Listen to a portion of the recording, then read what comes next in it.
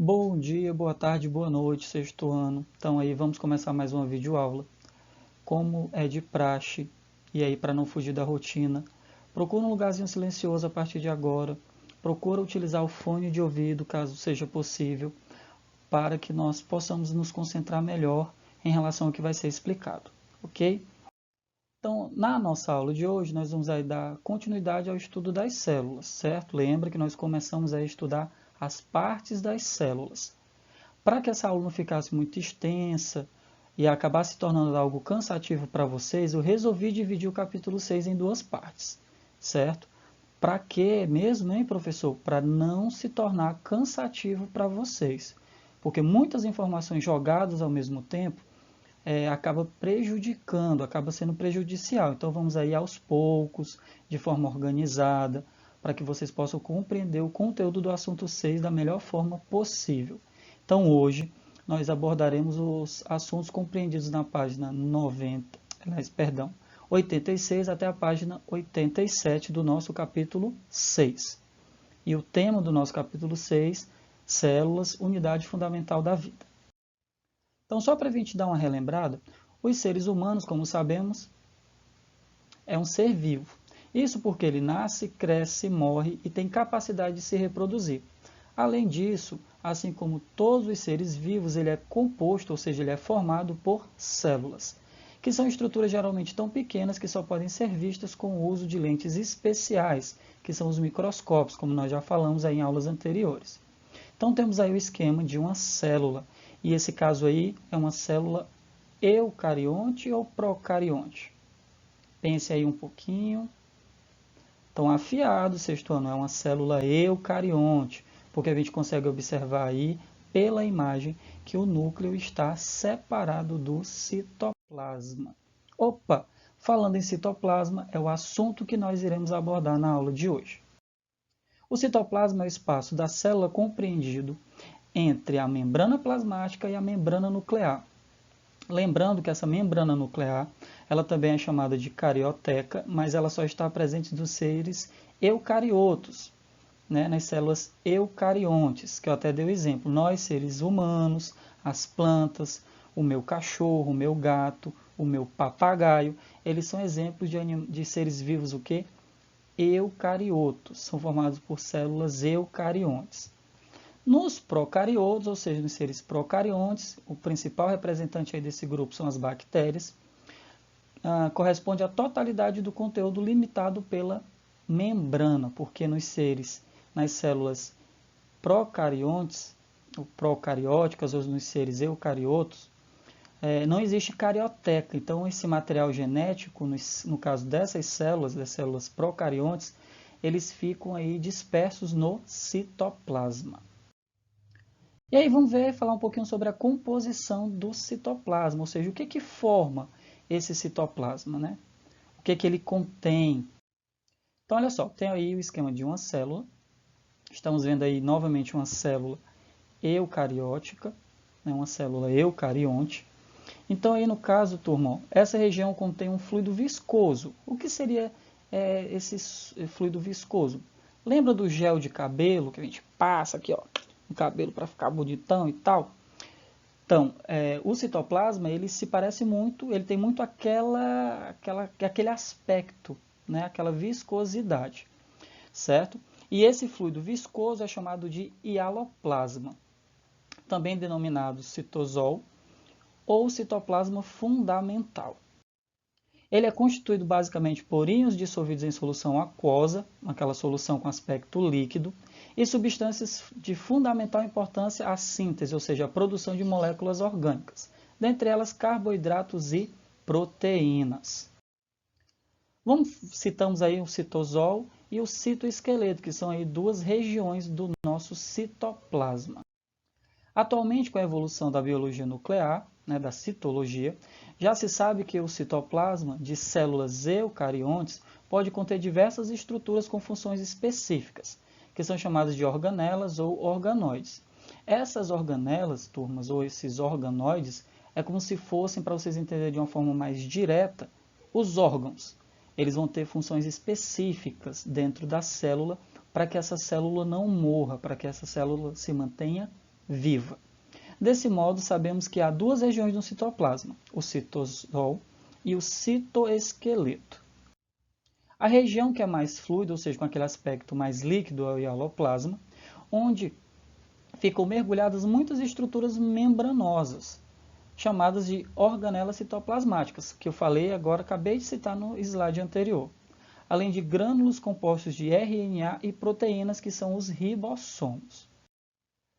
E na região denominada citoesqueleto, está presente uma complexa estrutura de rede, formada por microtúbulos e microfilamentos que podem ser compostos de moléculas de proteínas ou actina, como é o caso dos nossos músculos. E aí, citoesqueleto, essa palavra esqueleto, será que o citoesqueleto tem a mesma função que o nosso esqueleto, por exemplo? Presta atenção nos próximos slides que a gente vai tirar aí essa dúvida. Vamos ver agora as funções.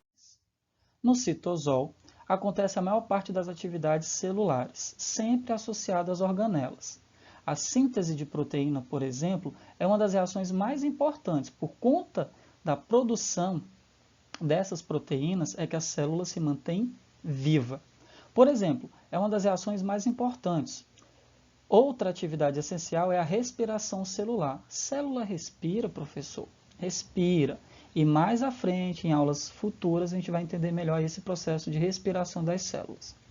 E é por conta dessa respiração que as células produzem a energia que vai ser utilizada por todas as células do nosso corpo. Esse processo ocorre no citoplasma e a outra parte dentro das mitocôndrias. Mitocôndrias é uma das organelas aí que nós vamos estudar em um momento mais à frente da nossa aula de hoje, ok? Os filamentos do citoesqueleto são uma espécie de armação ou esqueleto que tem como funções dar forma à célula e permitir movimentos, tanto de organelas como de células como um todo. Então, se vocês observarem aqui, ó, turma,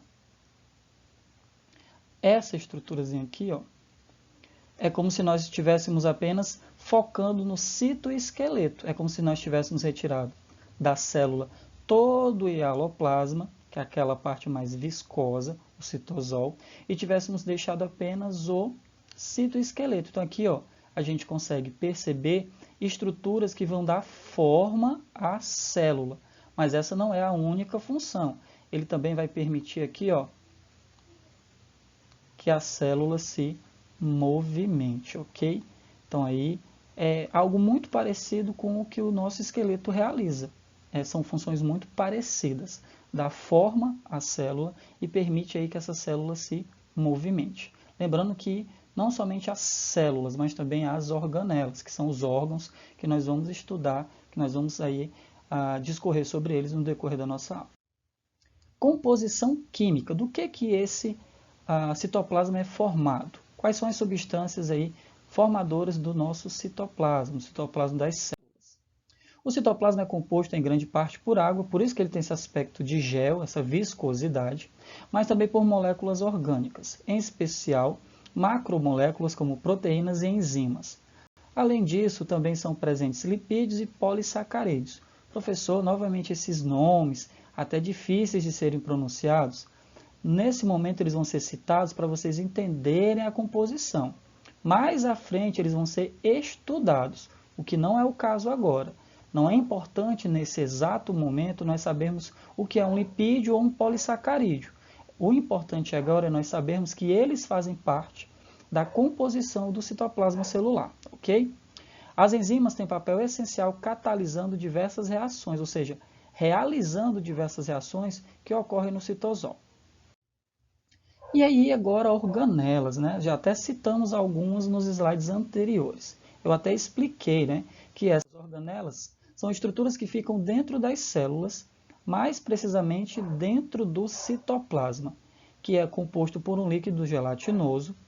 Por sermos seres pluricelulares e eucariontes, temos uma complexidade enorme dentro de nós, e são essas estruturas que vão fazer a célula funcionar. Então, se formos comparar um ser eucarionte com um ser procarionte, nós somos bem mais complexos. As nossas células são mais complexas.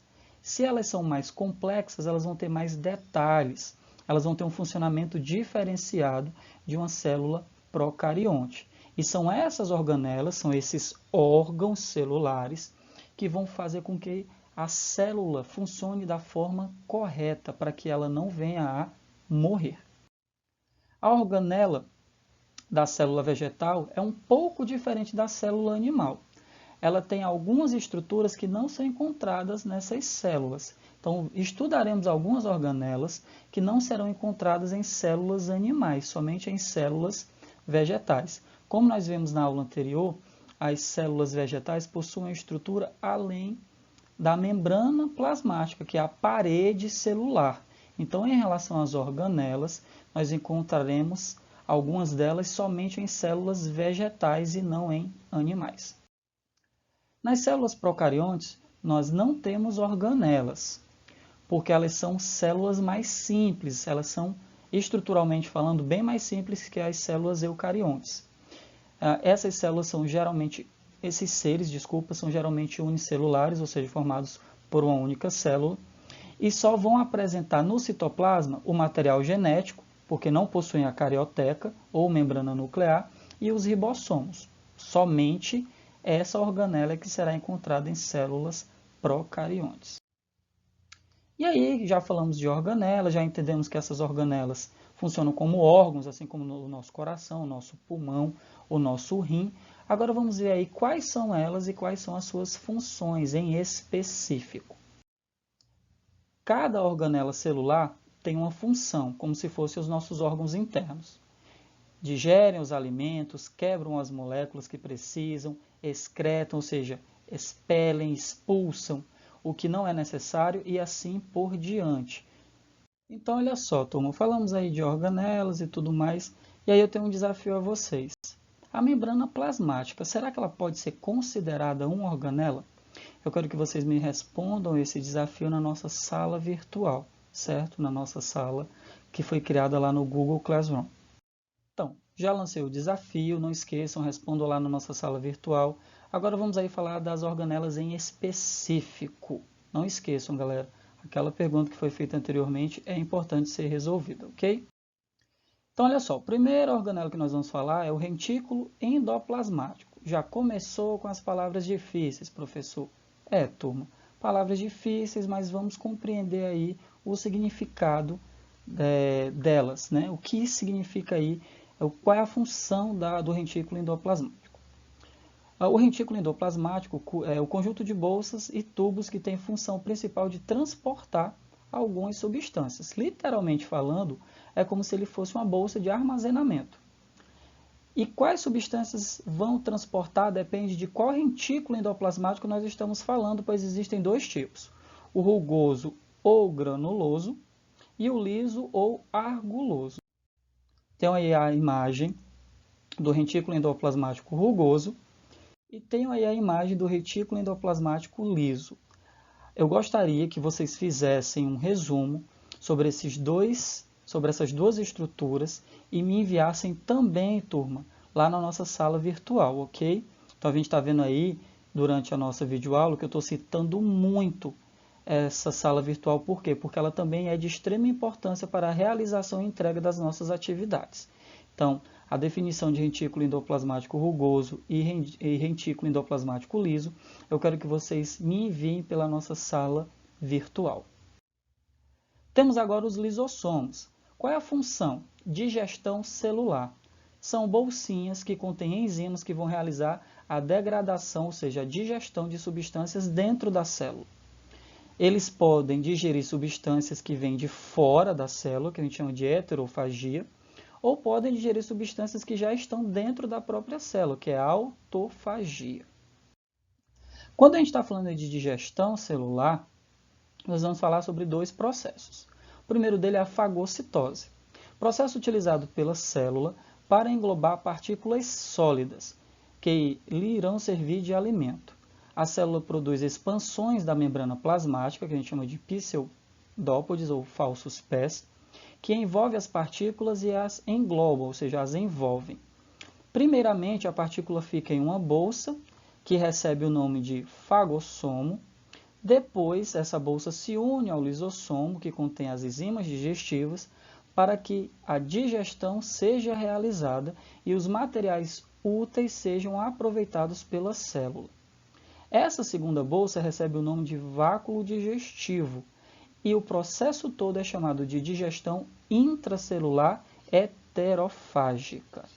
Lembrando aí que esse heterofágica é porque a substância não foi produzida pela própria célula. Ela absorveu uma célula que estava externa a ela. E aí, só para a gente resumir, a fagocitose é quando a célula envolve uma partícula sólida. Pinocitose. Processo semelhante ao da fagocitose, pelo qual certas células ingerem líquidos ou pequenas partículas através de minúsculos canais que se formam em sua membrana plasmática. Quando as bordas desse canal se fecham, contendo o alimento em seu interior, forma-se uma bolsa membranosa chamada de pinossomo. Posteriormente, esses materiais são digeridos e aproveitados pela célula. No organismo humano, por exemplo, é através desse processo de pinocitose que as células do intestino delgado capturam gotículas de lipídios resultantes, olha aí o professor gaguejando, resultantes da digestão. Próxima organela, mitocôndria. Tem a função principal de realizar respiração celular e produzir energia para que a célula funcione da forma adequada. Se a célula não tiver energia, ela não trabalha, ela não realiza suas atividades e acaba morrendo. E quem é a organela responsável pela produção da energia? As mitocôndrias. Olha uma coisa interessante em relação às mitocôndrias. Ela possui DNA próprio e seus próprios ribossomos. Ok, turma? Falando em ribossomos, é a nossa próxima organela citada. Os ribossomos realizam a síntese de proteína, que são compostos extremamente importantes para todo o funcionamento da célula, principalmente do nosso material genético chamado DNA. Temos aí agora os centríolos, que são pequenas estruturas cilíndricas que estão presentes nas células eucarióticas. Trata-se de um tipo de organela citoplasmática que exerce uma função muito importante nas células animais e em células vegetais inferiores. O que seriam vegetais inferiores? São plantas, são vegetais muito simples. Dentre eles nós citamos os musgos e as samambaias. Os centríolos são estruturas celulares que auxiliam na divisão das células. Eles participam do processo de divisão celular por meio da mitose e meiose. Portanto, eles vão ter a capacidade de se duplicarem, porque vão ser originadas novas células. E essas células também precisam conter os seus centríolos, por isso que eles se duplicam. Temos aí os cloroplastos, que são encontrados em células vegetais. Nós não encontraremos cloroplastos em células animais, ok, turma? Então aí é uma estrutura pertencente somente às células vegetais. São organelas que apresentam a cor verde em razão da presença da clorofila em seu interior. Os cloroplastos, assim como as mitocôndrias, também apresentam seu próprio DNA, RNA e ribossomos que sintetizam, ou seja, produzem uma parte de suas proteínas. A outra parte é sintetizada pelo DNA da própria célula. As moléculas de clorofila encontradas nos cloroplastos são as mais abundantes e ficam dispostas nas membranas internas dessa organela. Assim, captam a luz do Sol com a máxima eficiência, pois é dessa luz, é proveniente aí da luz, que vem a energia necessária para o processo de fotossíntese. E nós sabemos que é durante esse processo que os vegetais conseguem produzir o seu próprio alimento. A clorofila confere a cor verde às folhas dos vegetais e é capaz de absorver a energia luminosa e transformar essa energia luminosa em energia química. E essa energia química vai ser utilizada no processo de metabolismo, que nós já aprendemos que metabolismo é o quê? Todas as ações realizadas pela célula. Temos aí agora a próxima organela chamada de vacúolo, que são grandes vesículas originadas do retículo endoplasmático. São estruturas celulares membranosas e, por isso, são típicas de células eucariontes. Apresentam membrana seletiva, como todas as membranas celulares. Sendo assim, o conteúdo do interior do vacúolo é diferente do conteúdo citoplasmático, ou seja, não há mistura entre o conteúdo do citoplasma em relação ao conteúdo do vacúolo. Eles vão se dividir em 3 tipos. O primeiro, vacúolos alimentares. Esses vacúolos formam-se após um processo de endocitose, que nós falamos lá, na hora, essa endocitose está relacionada com a digestão celular, ok? Nesse caso, verifica-se que a célula captura uma partícula, formando a vesícula chamada fagossomo ou pinossomo, dependendo do tipo de endocitose realizada, né? Se for uma partícula sólida, é fagossomo; se for uma partícula líquida, é pinossomo. Essa vesícula, então, se une a um lisossomo, dando origem ao chamado vacúolo alimentar, também conhecido como vacúolo digestivo. Próximo vacúolo, vacúolos contráteis. Os vacúolos contráteis são aqueles que apresentam como função bombear o excesso de água presente no interior da célula para fora dela, né? Então, ele recebe esse nome porque ele fica fazendo esse movimento aqui. Ele se contrai para poder expelir, né, excretar, expulsar o excesso de água. Essa estrutura está presente em eucariontes unicelulares que vivem em ambientes aquáticos de água doce, e a gente pode citar dentro desse grupo as amebas. Vacúolo de suco celular. O vacúolo de suco celular é uma organela típica da célula vegetal e também de tipo mais, o tipo mais conhecido de vacúolo. Apresenta uma membrana denominada tonoplasto e possui em seu interior uma série de substâncias que formam o suco celular. Esse suco é geralmente ácido e formado por água e substâncias orgânicas ou inorgânicas dissolvidas, tais como açúcares e proteínas. Então, turma, finalizamos aí a nossa primeira parte do capítulo 6. Caso tenha ficado alguma dúvida em relação ao que foi explicado, utilizem o livro de vocês, não esqueçam, o livro ele é importantíssimo nesse nosso processo. As atividades que vocês vão realizar em relação ao que foi explicado nessa primeira parte do capítulo 6 estão nas páginas 88, 96 e 97. Não esqueçam, vocês vão realizar as atividades, vão tirar foto dessas atividades e vão me enviar na nossa sala virtual. Jean, mas durante essa aula de hoje você falou muito sobre essa sala virtual, para que vocês lembrem da importância dela. Ela vai ser o nosso principal elo, o nosso principal meio de comunicação. Teve dúvida? Entra lá às sextas-feiras, certo? No período da tarde, para que nós possamos tirar essas dúvidas. Um grande abraço, espero que todos estejam bem e até a nossa próxima aula.